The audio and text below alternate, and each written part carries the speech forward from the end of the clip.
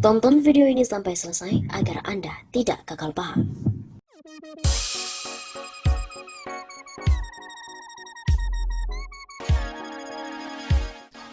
Indonesia makin kacau balau, sementara itu ada yang dalami korupsi BPJS Ketenagakerjaan. Kejagung menilai bahwa kerugian negara mencapai 43 triliun rupiah. Saat ini sedang ribut-ribut kasus FPI, pembunuhan, kemudian ada HGU, dan lain sebagainya. Namun yang perlu kita tahu, Direktur Penyidikan Jaksa Agung Muda, Pidana Khusus atau Jampitsus Kejagung Febri Ardiansyah, menyebutkan saat ini terdapat dugaan kasus korupsi BPJS Ketenagakerjaan yang mencapai 43 triliun rupiah. Kasus dugaan korupsi BPJS Ketenagakerjaan yang diduga sama seperti sengkarut PT Jiwasraya ini, di mana telah melibatkan banyak sekali transaksi. BPJS sampai sekarang masih dilihat karena kayak Jiwasraya, transaksinya pun banyak, nilainya sampai 43 triliun rupiah. Dan itu ada di reksadana serta saham, kata Febri saat ditemui di Gedung Bundar Selasa 29 Desember. Dia juga menjelaskan, dugaan kerugian negara mencapai 43 triliun rupiah dalam investasi BPJS Ketenagakerjaan tersebut, dalam bentuk saham dan juga reksadana. Kejaksaan juga mempertanyakan investasi pada saham dan reksadana. Febri juga menjelaskan saat ini pihaknya masih melakukan penelusuran apakah investasi yang dilakukan oleh BPJS Ketenagakerjaan itu melanggar hukum atau tidak, sehingga mengakibatkan kerugian negara. Penelusuran ini dilakukan dengan cara menarik kembali proses investasi. Jika nantinya terbukti terjadi penyimpangan, maka pihaknya akan melakukan pendalaman. Namun, jika nantinya tidak terjadi penyimpangan dalam proses investasi yang merugikan negara, melainkan hanya risiko bisnis, penyidik pun tidak akan melanjutkan tindak pidana dalam peristiwa tersebut. Atau mungkin ada kerugian, tapi dalam kapasitas risiko bisnis tidak ada pidana. Nah, itu sedang diperiksa oleh pihaknya. Begitu pungkasnya.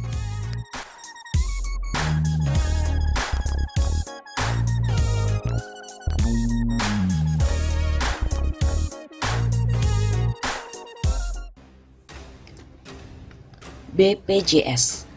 Bapak Presiden Jokowi sehat? Terus terang, saya terpaksa menulis kembali persoalan BPJS ini karena jalan keluar yang diambil pemerintah benar-benar sudah sangat menzolimi rakyat. Sebelum mengurai lebih jauh soal BPJS, saya sertakan hasil liputan portal berita Kompas pada tanggal 7 Agustus 2019 yang berjudul "Jangankan untuk denda, bayar iuran BPJS saja kami telat." Suparni, 55 tahun, istri almarhum Sabarudin, warga desa Gondang, Karangrejo, Kabupaten Magetan, Jawa Timur, mengaku tidak memiliki uang untuk membayar denda keterlambatan BPJS. Jangankan untuk membayar denda, untuk membayar iuran bulanan saja terlambat, ujar Suparni pada hari Rabu 7 Agustus lalu.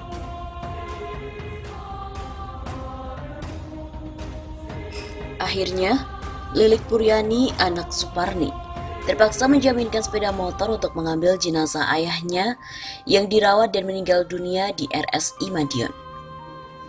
Lilik Puryani mengatakan, saat itu pihak rumah sakit tiba-tiba menyodorkan pembayaran sebesar Rp6.800.000 ketika keluarga akan membawa pulang jenazah Sabarudin. Keluarga yang tidak memiliki uang untuk membayar akhirnya menjaminkan sepeda motor kepada pihak rumah sakit. Kepala Bagian Keuangan RSI, Siti Aisyah, di Kota Madiun, Fitri Saptaningrum, didampingi Humas dan Pemasaran Syarif Hafiat, mengatakan prosedur di rumah sakit, biaya pasien harus dibayar lunas sebelum keluar dari rumah sakit. Menurut Fitri, saat itu pasien tidak dibiayai oleh BPJS, sebab masih ada denda keterlambatan pembayaran premi BPJS yang belum dibayar. Dalam kasus tadi, seharusnya pemerintah yang turun tangan dengan membebaskan beban yang dialami keluarga Suparni. Derita yang dialami Suparni betul-betul sangat tragis. Suparni ditinggal suaminya meninggal. Lalu keluarganya harus menanggung beban karena terpaksa harus menjaminkan sepeda motor pada pihak RSI Madiun. agar bisa mengambil jenazah suaminya dari rumah sakit. Penderitaan yang hampir sama dialami masyarakat perkotaan akibat BPJS ini. Tetangga saya di Kompleks Perumahan Bumi Serpong Damai, BSD, Tangerang Selatan mengeluh. Saya sudah punya kartu berobat keluarga yang diberikan kantor. Saat anak saya diterima di perguruan tinggi pemerintah, diminta untuk membuat kartu BPJS untuk anak saya sebagai syarat kewajiban siswa. Saat pengurusnya, pihak BPJS menyatakan pembuatan kartu BPJS sesuai kartu keluarga di mana terdaftar nama ayah, ibu, dan beberapa anak. Mereka bilang harus semua bikin BPJS dan setor dananya sesuai daftar nama di kartu keluarga. Jadi pemerintah mewajibkan semua orang untuk memiliki BPJS.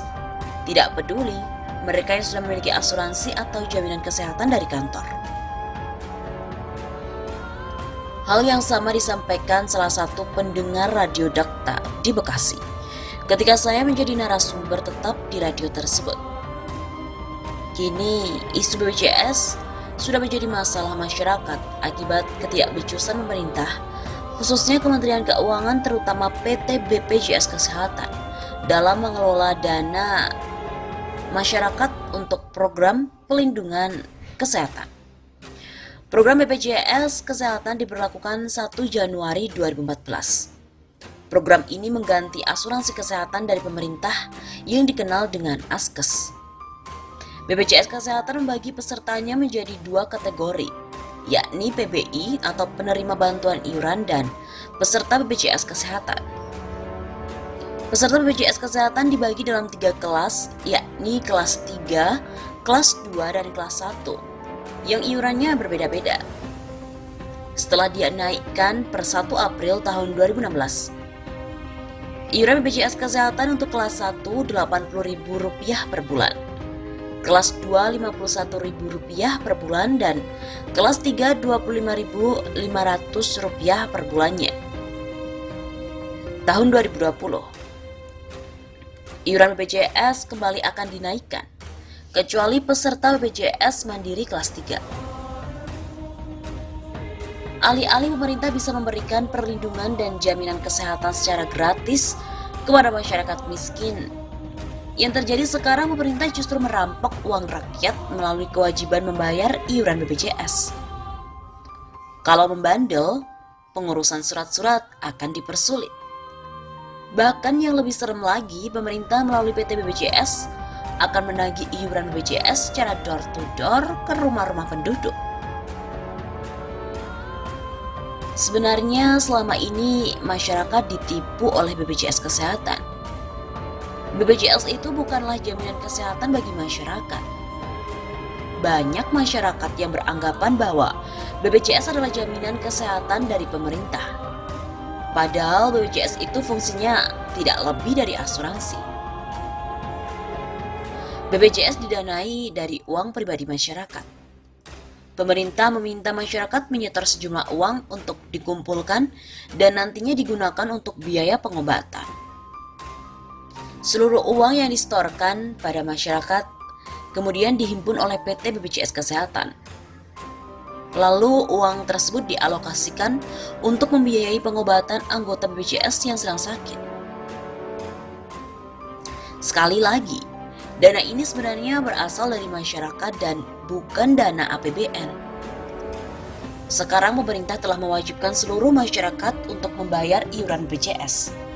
Sementara dana yang dikumpulkan secara masif tersebut hanya digunakan sebagian saja, yakni hanya untuk anggota masyarakat yang sedang sakit. BPJS adalah kamuflase pemerintah untuk menutupi penyelewengan dana subsidi BBM.